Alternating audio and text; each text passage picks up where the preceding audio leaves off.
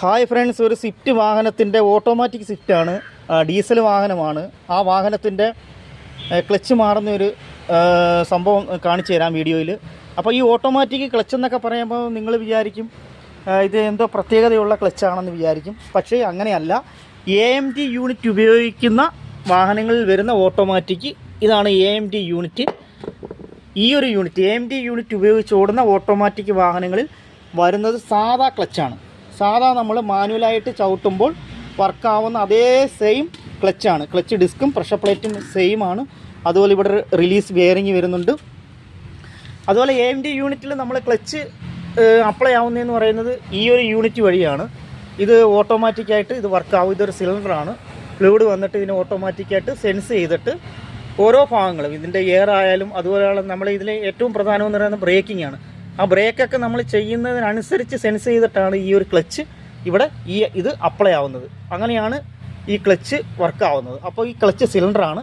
അതോടൊപ്പം AMT യൂണിറ്റിൽ ഗിയറിനെ select ചെയ്ത് കൊടുക്കാൻ സ്പീഡ് കൺട്രോൾ അനുസരിച്ച് ഗിയറിനെ മാറ്റി കൊടുക്കാനും ഡൗൺ ചെയ്ത് കൊടുക്കാനും ഒക്കെ സഹായിക്കുന്ന AMT യൂണിറ്റിലെ ഈ ഒരു സെലക്ടർ ഭാഗമാണ്. AMT യൂണിറ്റിലെ ഈ ഒരു ഭാഗമാണ്. ഇവിടെ ഇതിനകത്തൊരു ഗിയറിന് വെട്ടുണ്ട്.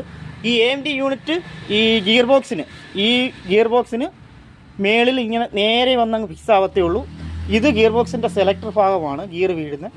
അപ്പോൾ AMT യൂണിറ്റിലെ ഭാഗവുമായിട്ട് ഈ ഗിയർ ബോക്സിലെ ഈ സെലക്ടർ ബന്ധപ്പെട്ടിരിക്കും.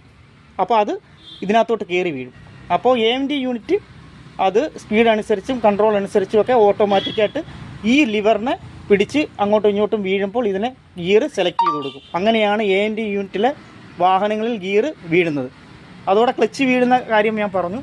ക്ലച്ച് അപ്ലൈ ആവുന്നത് ഈ സിലിണ്ടർ വഴിയാണ്. ഗിയർ സെലക്ട് ചെയ്ത് കൊടുക്കുന്ന ഈ ഒരു ഭാഗം കൊണ്ടാണ്. അതിനെല്ലാം കൺട്രോൾ ചെയ്യുന്നത് AMT യൂണിറ്റ് തന്നെയാണ്. ഈ AMT യൂണിറ്റ് ഉപയോഗിക്കുന്ന വാഹനങ്ങളിൽ സാധാ ക്ലച്ച് തന്നെയാണ് വരുന്നത്.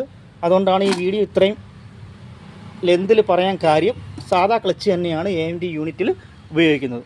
അപ്പോൾ നിങ്ങൾക്ക് എല്ലാവർക്കും ഒരുവിധം ഏകദേശ രൂപം ഈ AMT യൂണിറ്റ് ഉപയോഗിച്ച് ഓടുന്ന ഓട്ടോമാറ്റിക് വാഹനങ്ങളിൽ എന്താണ് നടക്കുന്നതെന്നുള്ളൊരു ഏകദേശ ധാരണ നിങ്ങൾക്ക് ലഭിച്ചു കാണും. അപ്പോൾ അങ്ങനെയുണ്ടെങ്കിൽ ഈ വീഡിയോ ഇഷ്ടപ്പെട്ടിട്ടുണ്ടെങ്കിൽ നിങ്ങൾ ലൈക്ക് ചെയ്യുകയും ഷെയർ ചെയ്യുകയും ചെയ്യുക.